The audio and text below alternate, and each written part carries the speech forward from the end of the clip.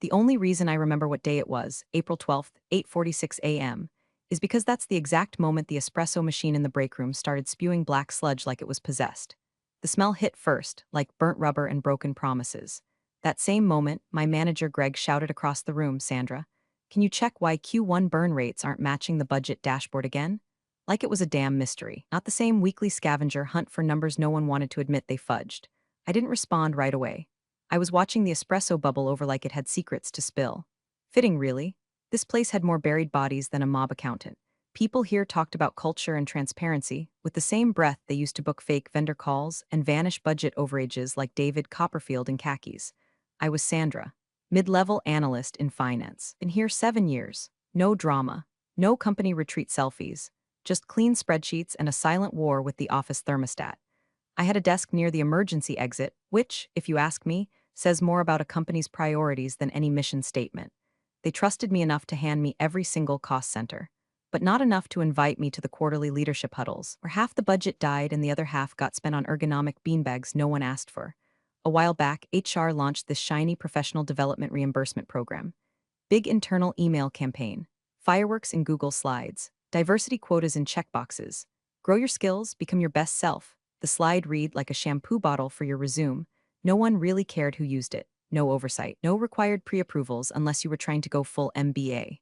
So I clicked the link and quietly signed up for a $49 webinar on detecting vendor fraud. Then another, and another. A whole little buffet of forensic accounting courses that didn't raise a single eyebrow. Turns out, no one monitors the nerds when the sales bros are setting literal fire to the T and E card in Cabo. Oh, hey, real quick. Before I get too deep into this rabbit hole, if you're into stories like this, do me a solid and hit that subscribe button. And maybe drop a like. Helps more than you know. Keeps the stories flowing and the coffee strong for the crew behind the scenes. Anyway, where was I? Right, training courses. After about 6 months, I had stacked up more forensic modules than your average junior auditor at Deloitte. I didn't brag, didn't post any certificates on LinkedIn, didn't even tell Greg, he once referred to Excel as that calculator thing. I was just watching and learning. That's the thing about working in finance. You start to hear the whispers before the storm. An extra zero in a miscellaneous expense column. A sudden vendor name that no one knows but gets approved anyway. Strategic growth outlays with no scope of work attached. I saw it all. I logged it. Quietly, meticulously. My best friends were pivot tables and bank statement exports. I treated each one like a crime scene. But still, I played the part. Office potlucks. Budgeting meetings where the CFO, a guy named Troy, used phrases like synergy bleed and capital foresight while I mentally translated them into cover your ass and don't ask questions. I wasn't some financial Batman. I was tired, but I knew something was off. Especially after Troy retired early last fall and the company brought in a new CFO, Derek Langston. Straight-cut jawline, Harvard tie, corporate purge energy. The kind of guy who says, let's take this offline right before he guts your department. Langston moved in fast, killed off 5 teams in a month. Reorgs, budget freezes, efficiency protocols. He shook hands with the board and waved the bloody sword with the other. And no one blinked. People smiled through severance talks like they were doing yoga, not getting canned. I kept my head down. I wasn't loud, but I was listening, watching every payment, every revised contract. The finance tools we used weren't built to hide fraud, they just didn't care if you buried it deep enough. But me, I cared. One Tuesday afternoon, I noticed something. A payment batch labeled vendor cleared confidential, $28,742. No vendor code, no matching contract. Then again the next week, $31,900. I flagged it in my own spreadsheet, didn't even email anyone. Why bother? I wasn't the kind of analyst they promoted. I was the kind they forgot still had access to the back-end finance tools no one else bothered to learn, so I kept attending my little online classes. Reading about shell corporations, how procurement fraud starts with vague scopes of work and ends with someone buying a speedboat under the name Client Expense Reserve. It wasn't paranoia, it was preparation. Because I knew the day would come when they'd come for me too. They always do, and when they did, I wasn't gonna cry. I wasn't gonna beg. I was gonna be ready. The first time I saw Derek Langston, he was standing in front of the break room fridge like he owned the air in it. Black suit, white shirt so stiff it could have held up drywall, and a Bluetooth headset glued to his ear like he was day trading organs. HR had just announced him via an all-staff email with 3 bullet points: experienced, visionary, strategic, translation, cold, culling, calculated. I'd seen his type before, CO's favorite golden retrievers, sent in to cut fat but usually just end up bleeding out the backbone. By Friday, half of finance ops was gone. The org chart got posted on SharePoint with names just missing. No farewell emails, no donuts in the conference room, just silence. Lana from AP came back from lunch and her badge didn't work. I found her crying in the parking lot next to her Hyundai, holding a cardboard box like it had betrayed her. Langston didn't even pretend to settle in. He started slashing through budgets like they were coupons. Travel frozen. Vendor contracts under review. My inbox turned into a murder scene of cancellation notices. But here's the thing, while he was hacking and chopping in public, he was quietly rearranging the guts of our ledger in private. I knew because I had access. Not the flashy dashboards, no, I had the raw bones, line items, reconciliations, payment records, and they weren't adding up. The first flag came disguised as a consulting expense. Vendor name, Westbridge Global Solutions. I'd never heard of them. No one had, no contract. Just a vague one-liner in the memo field, Q1 strategic review. Amount, $86,400, paid in full. Then 2 weeks later, another payment, $93,000, this time tagged talent pipeline optimization. Sounded fancy, smelled like bullshit. I walked over to Greg's desk. Hey, you know who approved these Westbridge payments? He blinked at me like I'd asked about quantum physics. Langston. I think his office has been doing a lot of top-line vendor restructuring. So, no contract? I don't ask questions I don't want answers to, he said with a nervous chuckle, then swiveled back to scrolling through LinkedIn like it was a Ouija board for job stability. I didn't press. I went back to my desk and ran a deeper search. 6 vendor names I didn't recognize, all recently onboarded. All payments funneled through Derek Langston's direct approval chain. No scopes, no SOs, just glowing invoices with buzzword-laced memos like long-tail talent leverage and sustainable insight onboarding. I wanted to scream. Instead, I logged off early that night. Went home, kicked off my shoes, and sat down at my kitchen table with a lukewarm burrito and my stack of forensic accounting printouts. Cross-referencing payment behavior. Vendor clustering patterns. Red flags for Shell Corp activity. Was supposed to be homework for a certification quiz, but now it felt like reconnaissance. Each course I took, each late-night webinar, started syncing with real-world patterns I was watching unfold in real time. It was like learning how to read a second language and realizing your company had been whispering threats behind your back for months. And then came the silence. Every time I emailed a question about a vendor or an inconsistency, it got slower and slower to get a reply. Eventually, it stopped altogether. I became a ghost. HR stopped looping me in on budget meetings. Procurement marked my access as view only. Even Greg got cagey. Langston wants tighter circles, he mumbled, eyes darting. Don't take it personal, but I did. Because if there's one thing that keeps me up at night, it's silence where answers used to be. In accounting, silence isn't peaceful, it's lethal. It means someone's hiding the trail. I started printing everything, every invoice, every payment stub, every vendor upload notice from the internal procurement system. They thought no one would notice that they'd backdated some of the vendor creation forms. They thought the accounting system didn't log change history. They were wrong. My apartment became a war bunker. Stacks of files, highlighters, my laptop blinking into the early hours while I mapped payments like a detective with string and thumbtacks. It wasn't paranoia, it was pattern recognition, and what I saw made my stomach drop. One vendor, Cascade Partners, had the same business address as a landscaping company in Delaware. I checked the state's incorporation records, registered 3 months ago. Contact name, Jeremy Langston, Derek's brother. I didn't know what the hell I'd just found, but I knew it wasn't supposed to be there.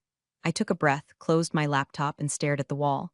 Something bad was happening, and I was the only one who saw it.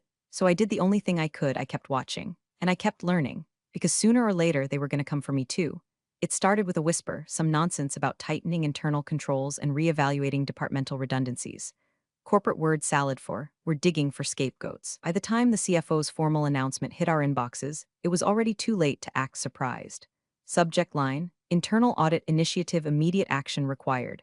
And just like that, the temperature in the office dropped 10 degrees. But here's the kicker. Finance, my team, was excluded from the process. Let that sink in.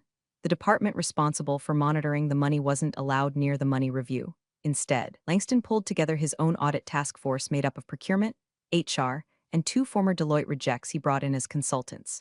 The same 2 guys I once saw spend 30 minutes trying to figure out how to filter a spreadsheet column. They weren't there to find anything real. They were there to pretend due diligence while Langston burned the paper trail behind them. Meanwhile, HR got real busy all of a sudden. A flurry of emails, mandatory form submissions, a new expense policy reinforcement initiative sent out like some damn gospel. It included a spreadsheet of everyone who'd used the professional development program in the last year. I found my name, line 27, a total of $2,894.73, spread across 12 separate reimbursements, all approved, all documented, every receipt uploaded on time. I wasn't worried. Not at first, until Tuesday. The badge scan didn't work when I came in. I stood there like an idiot outside the glass door, my oatmeal leaking into my tote bag, while one of the interns stared at me like I was some ghost of layoff's future. After 5 minutes of awkward waving, someone let me in. I should have turned around right then, walked back out, and never looked back. Instead, I stepped into the HR conference room and came face to face with them. Marie from HR, eyes too wide like she was trying to look compassionate but had overcorrected into horror movie doll territory. And on her left, Derek Langston, not even pretending to drink the complimentary bottled water in front of him, just staring at me like I was gum stuck to his quarterly bonus. Please sit, Marie chirped, like we were doing a wellness check and not a corporate exorcism. I didn't sit, I waited. Marie cleared her throat. We've reviewed several recent professional development reimbursements under your employee ID and found them in potential violation of internal training guidelines. Potential violation, I repeated, deadpan. She nodded. The courses in question were not pre-approved by a manager and were unable to validate their direct connection to your assigned job duties. Langston spoke for the first time then. His voice had all the warmth of a frozen stapler. The optics of this matter are problematic, Sandra. It appears you've been using company funds for self-directed learning that goes beyond your scope. Beyond my scope, I echoed, staring directly at him. I work in finance. Yes, but these are forensic accounting certifications, fraud detection, investigative reporting. That's not your lane, he said. His mouth twitching like the word fraud physically hurt him. And that's when I knew. They weren't just firing me, they were disarming me. Langston didn't just stumble on my reimbursements. Someone pointed them out. And he didn't bring HR into this room to mediate. He brought them in to make it look official while he took out the one person still asking quiet questions about his shell companies. I opened my mouth, then closed it. They were waiting for me to argue, to defend, to lose composure and say something they could use later in an exit report. But I wasn't giving them that. Instead, I smiled. Just barely. The kind of smile that makes people uncomfortable because it doesn't mean what it's supposed to mean. Marie pushed a manila folder toward me. Your severance agreement. If signed today, you'll receive 2 weeks additional pay. Langston added. You'll also agree not to access or retain any proprietary financial data post-termination. I nodded slowly, picked up the folder, and slipped it into my tote, right next to my oatmeal-soaked scarf and my reusable coffee cup. The same cup I had filled every morning while reviewing vendor transactions that these fools had no idea were still traceable, even when you thought you'd wiped them clean. I didn't speak another word. I walked out like I was heading to lunch. Passed by Greg's desk empty. Of course it was, he knew. Maybe not everything, but enough to duck and cover. Back at my desk, my login still worked for now. I grabbed only 2 things, my plant and my personal drive folder. Not even the whole shared drive. Just a zip file of one specific folder labeled Q4 Draft Recon Review. They'd overlooked it. Probably assumed it was a half-finished reconciliation document, not knowing that buried inside were 6 different versions of our quarterly statements. Drafts they thought had been deleted. Versions that showed a progression, from healthy financials to cooked books, like watching a corpse decompose in Excel. They thought they'd fired a quiet, overly thorough finance drone. They had no idea they'd just handed a loaded weapon to the one person who knew exactly where they buried the cash. I didn't cry when I got home. I didn't scream or pace or call a friend to tell them what happened. I walked straight into my apartment, dropped the tote bag on the floor like it was filled with radioactive sludge, and turned on every light in the place. It was instinct. I didn't want shadows. I didn't want room for doubt. My cat Ledger, yeah, I named him that, just blinked at me from the kitchen table, unimpressed. I poured a full mug of cold brew from the fridge, microwaved it like a savage, and pulled out my laptop. Time of night, 6:22 p.m. I wouldn't stand up again until 4:37 a.m. By the end of the first hour, every surface in my apartment was covered in paper. Bank transfers, procurement records, my own handwritten notes from the training modules. At one point, I used a dry erase marker to map vendor shells across my bathroom mirror. By midnight, it looked like the FBI had raided my one bedroom and left me behind as collateral. Here's the thing about corporate crime. It's never flashy. No duffel bags of cash. No offshore accounts with cartoonish nicknames. It's quiet. It's subtle. It's a $72,135 invoice for pipeline efficiency strategy, consulting paid to a vendor that doesn't have a LinkedIn, a website, or even a working phone number. It's $189,870 wired in 3 separate payments to a logistics solutions firm that, according to the Secretary of State Business Registry, is registered to a P.O. box in Connecticut and shares a tax ID with a coffee shop that shut down in 2019. It's breadcrumbs. And I followed everyone. The first tool I used was a simple forensic transaction tracer I'd built during one of the course labs. It flagged transaction anomalies, things like irregular payment amounts, duplicate vendors with slight spelling differences, and expenses that bypassed standard approval flows. I hadn't touched it in months, but now it sang like a canary. Westbridge Global Solutions, Cascade Partners, Helio Management Group, all buzzword factories with no real digital footprint. Their invoices were sleek PDFs with the right fonts, perfect formatting, fake contact names that sounded so corporate it was insulting. But the account numbers, they told a different story.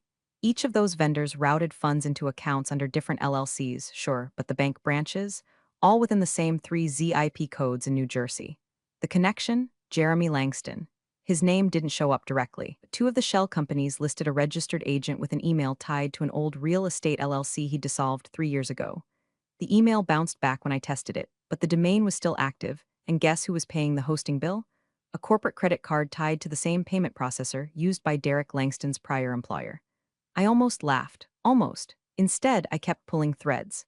They tried to stagger the payments, spread them across departments, mask them under cross-functional initiatives and innovation pipelines. But once you mapped the transaction dates against the audit logs, it was all there, like footprints in wet cement. Langston had built a pipeline, not for innovation, but for embezzlement. And no one stopped him because no one bothered to look. He moved fast, hit hard, and buried the evidence in process language no one dared challenge.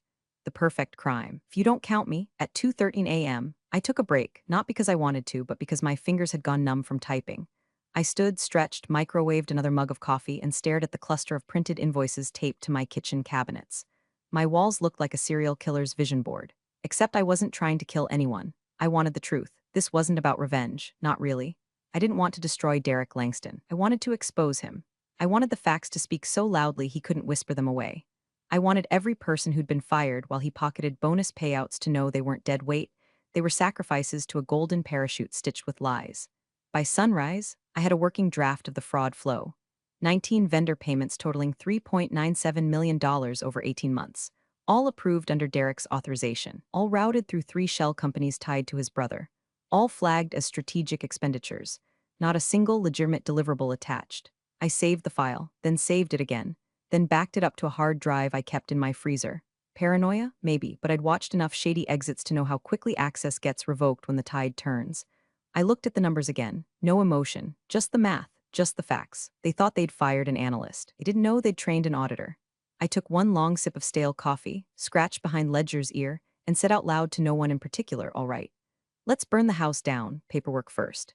By 9:07 a.m., I'd already showered, printed hard copies of my evidence, and changed into the only blazer I hadn't used to cover a coffee stain in 3 fiscal years.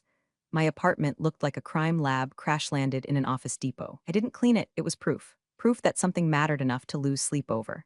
I sat at my kitchen table, cross-checking the final spreadsheet, 43 rows, each one a needle in the side of Derek Langston's personal bank account. I highlighted a vendor row marked Helio MGMT Innovation Consultancy and stared at the memo line, Phase 2 Optimization Framework. The invoice was pristine. The delivery? Non-existent. There were no Phase 1 notes. No deliverables. Not even an email chain. It was a ghost. Just like the $144,000 that vanished with it. The final tally, $3.94 million misappropriated over 18 months, routed through 3 vendors, all approved either directly or indirectly by Langston, most with no accompanying documentation. And the smoking gun? A single expense authorization form from 6 months ago. Signed, time-stamped. Logged to Derek's user ID.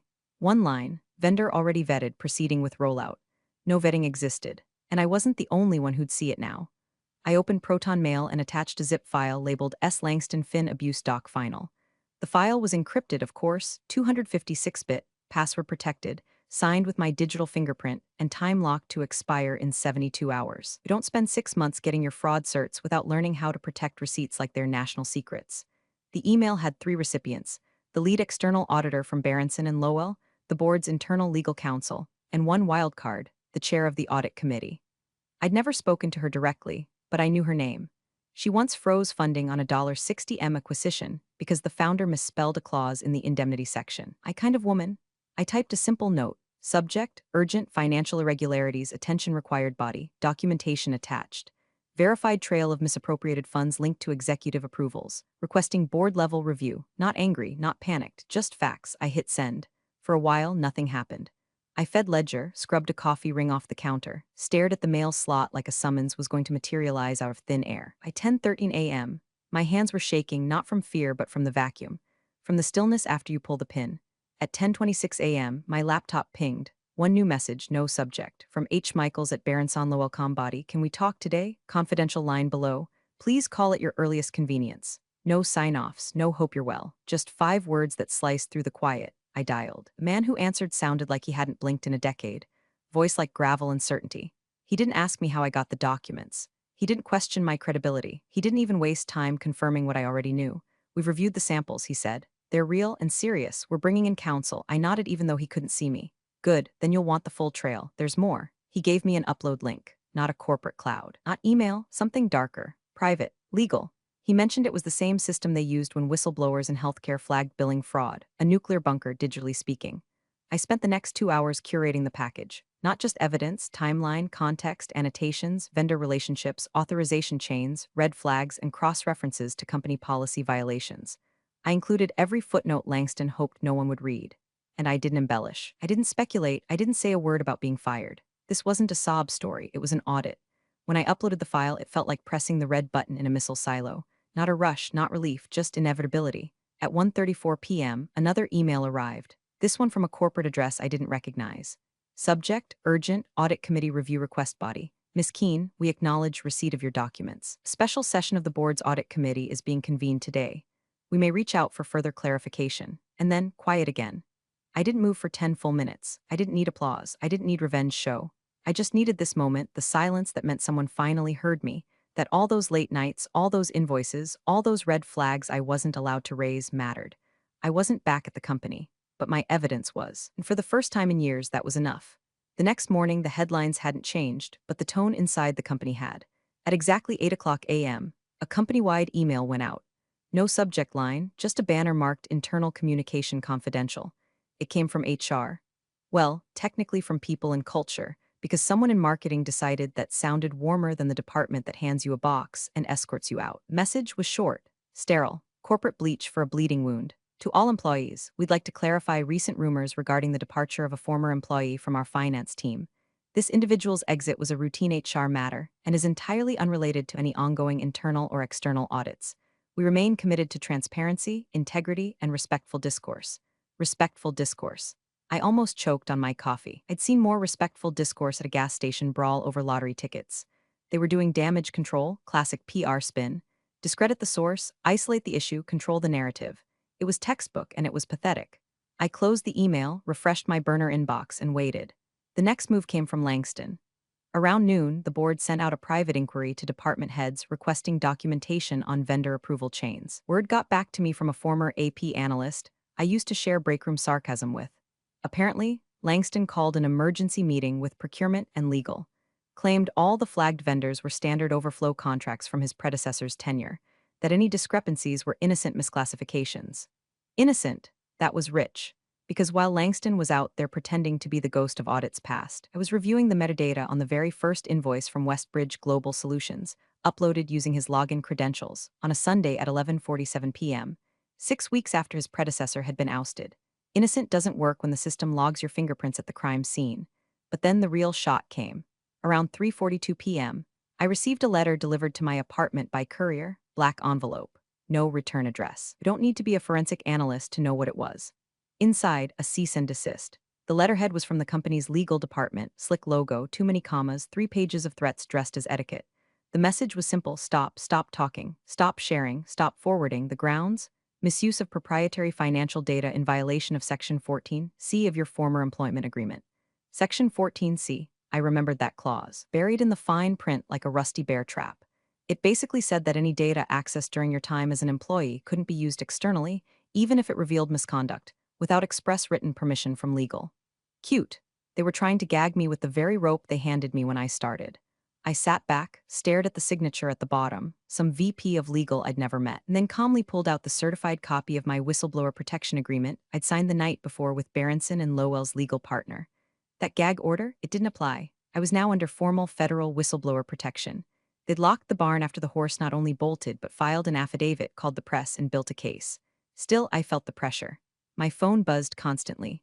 Unknown numbers, PR agencies, 2 local reporters, someone claiming to be from a reputation management firm who offered to clean up the narrative if I signed a quick NDA. Langston was running his spin game hard, flooding LinkedIn with pre-scheduled posts about corporate resilience, tagging board members, pretending like nothing was burning. But behind those hashtags and faux wisdom quotes, panic. And me? I didn't panic. I prepared. I contacted my lawyer, bulldog of a woman named Marcy, who used to investigate securities fraud and now wore oversized hoodies and cursed like a war criminal when she drafted ceasefire responses. She read the letter twice, muttered amateurs, and sent back a response so sharp it probably caused paper cuts in legal. We included our whistleblower file log, timestamps, verification chain, and the name of the federal agent assigned to the case. By the time we were done, that gag letter might as well have been written in crayon. But I knew what this was. It wasn't about winning in court. It was about intimidating me into silence. It was about dragging me back into the mud and making me flinch. But they didn't realize something critical. They'd already taken my job. What else were they going to take? My reputation? I'd already handed it over with the evidence. My comfort? That ship sailed the moment Langston's cronies shut off my badge access. There was no leverage left, only truth. And I wasn't done, not even close. Let them send their letters. I had receipts, and they were about to go public. 3 days later, they came in like ghosts. No fanfare, no announcement, no mass email with bullet points and wellness resources. Just three unassuming people in muted suits walking past reception with clipboards and tight expressions, like they'd already seen the rot before stepping into the building. Berenson and Lowell's external audit team didn't need intros. They walked like they had keys to every drawer, and the bones inside knew it. The office went quiet by noon. Even the sales team, usually loud enough to violate ocean noise standards, fell into murmured whispers. Someone said one of the auditors had pulled Greg into a private room and walked out 5 minutes later without saying a word. Another rumor claimed procurement was told to shut down vendor access until further notice. And in a moment that made one intern physically choke on her yogurt parfait, the main auditor, a woman with sharp eyes and a voice like a fax machine, walked into Langston's glass-walled office without knocking and closed the blinds. Meanwhile, I was sitting on my couch in sweats, watching it all unfold from a distance like a silent god. Because I had already seen the opening move. That morning, my whistleblower protection firm forwarded me a screenshot from the auditor's review room. It was a freeze frame from a body cam worn by one of the investigators, time-stamped and legally archived. In the center of the image, my report spread out on a table like sacred scripture. The lead auditor was pointing at the vendor map I'd built, color-coded, annotated, time-stamped. Her finger hovered over the connection between Cascade Partners and the P.O. box registered to Jeremy Langston. Her face? Frozen, not surprised, just still, like someone seeing a final puzzle piece snap into place. By 3 p.m., the board had been summoned into an emergency session. That's not gossip, that's fact. I received an encrypted update from my contact at the whistleblower firm, all 9 members present. General counsel arrived 10 min early. Langston not yet admitted to session. That mattered. They were keeping him out, which meant they weren't buying his nonsense anymore. The air was shifting. And HR? Oh, they scrambled. A new email from Marie went out to the leadership listserv, subject line, Professional Development Clarification. It was a pathetic attempt at rewriting history. Please note that our internal tracking of employee development programs was limited to general compliance. We were unaware that the training undertaken by former employee Sandra Keene included advanced forensic auditing and financial compliance modules. Translation? Oops. Turns out the woman we fired for misusing funds was more qualified to find fraud than the actual fraud department. I didn't reply, didn't forward it. Didn't scream "I told you so," because silence was power now. Every time they tried to scrub their hands clean, another piece of evidence I'd preserved under password protection surfaced in someone else's inbox. A draft invoice here. A vendor onboarding form there. Even a recorded Zoom call where Langston bragged about streamlining vendor approvals to an investor, recorded without his knowledge by someone who'd been told to shadow leadership meetings for onboarding. They weren't just playing defense anymore. They were bleeding. That night, I received a phone call. Not an email, not a message through my lawyer. A real phone call from the board chair's assistant. Her voice was careful, too careful. The chair would like to thank you for your due diligence. We may reach out for testimony. You are fully protected under whistleblower law. We understand this has been a difficult time. I said nothing for a moment. Then I asked calmly, did they finally open the reconciliation drafts? Another pause. Then, yes, and they're troubling. Corporate speak for we just realized we've been signing bonuses over fraud receipts. I hung up without asking for a timeline or a favor. I didn't need gratitude. I didn't need headlines. I had the truth, and now they did too. Langston didn't show up to work the next day. Greg did, but looked like someone had run over his optimism in the parking lot. One of the consultants vanished from LinkedIn. The other tried to message me some vague apology. I blocked him. HR, they kept quiet. No follow-up memos, no culture reset meetings, no new policies, because when the wolves are already inside the gates, there's no point building fences. I stayed quiet. Sat in my apartment, tea in hand, watching the storm I'd triggered roll across the company like a slow, precise wildfire. Not out of cruelty, not out of vengeance, out of discipline. Let them run, let them scramble. Let them taste what they served me, one sanitized. Gaslit spin-doctored liar time. The truth didn't need me anymore. It was already walking the halls without a badge. The CFO was terminated at 9:43 a.m. on a Thursday. Not resigned, not stepped away to pursue new opportunities. Terminated, one word. Sent in an all-hands email with no signature, no flair. Just a date, a sentence, and the soft thud of 1,000 jaws hitting the floor. By 10:05, Derek Langston had been escorted out of the building by security. A witness snapped a blurry photo of him walking across the parking lot with nothing but his phone, a leather folder, and that punch-drunk look of a man who'd finally realized he wasn't untouchable. I saved the image, didn't share it, didn't need to. At 10:27, Marie from HR resigned. Her farewell email was 3 paragraphs of beige, padded apologies, something about being proud of our DEI efforts and grateful for having served during a time of great transition. Not a single word about Sandra Keene, not a single acknowledgement of the woman she'd accused of stealing from the very company she was protecting. I didn't expect one, because by 11:12, the real show began. The company's legal department filed a formal disclosure with the Securities and Exchange Commission. A contact from the whistleblower firm forwarded me a redacted version of the filing, stripped of names but rich in implication. It confirmed what I already knew. The financial statements of the past 5 quarters were now under federal review. Any public reporting tied to vendor expenditures would be frozen. Earnings guidance rescinded. Investor calls postponed. They used phrases like material misrepresentation and willful concealment. Langston was done. But I wasn't smiling, because winning feels different when the fire was never yours to begin with. That afternoon, my phone started ringing, not just from lawyers, from departments inside the company I hadn't heard from in years. One VP from Risk and Compliance, we'd love to bring you in as a senior forensic advisor. Flexible schedule. Name your rate. A manager from Internal Audit, you interested in a rebuild role? You could lead the whole postmortem. Even Greg reached out, left a voicemail, said if you ever want to come back, I'd vouch for you, for real this time. I didn't return the call, I didn't hate him. I just didn't owe him my time anymore. Then came the kicker. 7:34 p.m. that same day, a private number. I let it go to voicemail, but the transcript hit my inbox 30 seconds later. It was the chair of the board. Her voice was precise, measured. She didn't grovel, she didn't flatter. She just acknowledged. You didn't just expose fraud, she said, you preserved us. What you did, if you hadn't, we would have walked into Q3 blind.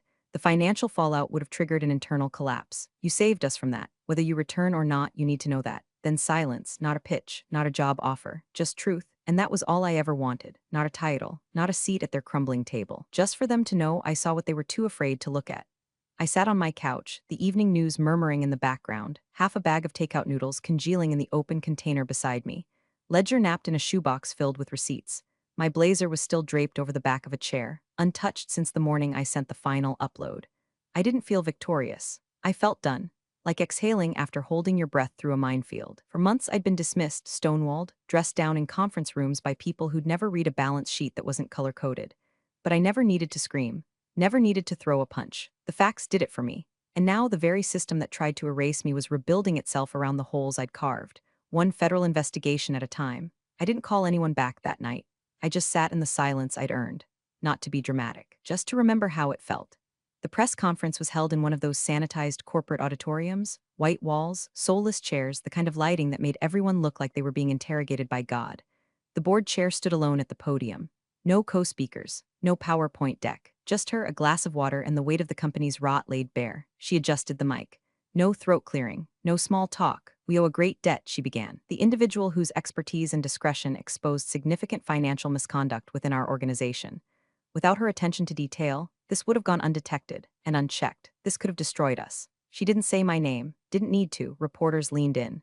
Questions flew like knives. How long had the fraud been active? Will criminal charges be pursued? Was executive leadership aware? And then, from the front row, NBC's financial correspondent, looking up from her notes. Will she return? Has Sandra Keene been offered her role back? The board chair didn't flinch. She glanced down at her notes, then up again. We have extended multiple opportunities. What she chooses next is entirely her decision. Cut to me, sitting alone in a cafe 2 blocks from my apartment. It wasn't a fancy place. No reclaimed wood counters, just a linoleum floor that hadn't been replaced since Bush Jr., and a waitress who poured refills without asking. My phone sat on the table, screen lit with a live stream of the press conference. Volume low, captions on. I'd seen enough. I locked the screen, slid the phone face down, and stirred my coffee. Across from me sat my old friend Teresa, someone who used to sit next to me in finance before she got laid off during Langston's week of long knives. She watched me quietly, hands wrapped around her mug like she was afraid I'd disappear if she blinked too hard. Then she asked, soft but clear, was it worth it? I didn't answer right away. Because how do you explain that the worth isn't in the applause? It's in the silence that follows when no one dares to question what you've done. It wasn't about payback. It wasn't even about justice in the moral sense. It was about walking into hell with a ledger and walking out with truth. So I smiled, just a little. Best investment I ever made. Teresa laughed under her breath and shook her head. Jesus, you never even raised your voice. No need, I said, reaching for my mug. Behind me, the cafe TV buzzed as the local news came on. The anchor's voice was crisp, smug in that polished cable way, and in a surprise development, the Securities and Exchange Commission has announced that the fraud probe sparked by the initial whistleblower report at Renslow Technologies will now expand to include vendor practices at 5 additional firms nationwide. A source close to the investigation cites identical laundering patterns and shared shell contractors as evidence. I didn't even turn around. I just lifted my mug, slow and steady. Sipped once. Calm, focused. The kind of calm that only comes when the war's over and you know exactly who lit the match and why you let it burn. Let the board clean house. Let Langston vanish into whatever lawyer-funded hole he thought would protect him. Let HR rewrite the narrative in a memo no one would ever read. I'd already done the one thing they couldn't undo. I'd documented the truth, and now it was documenting them. Big thanks for watching, you sneaky seniors. Subscribe to keep the coffee pot brewing revenge. Your ex-colleagues won't know what hit him.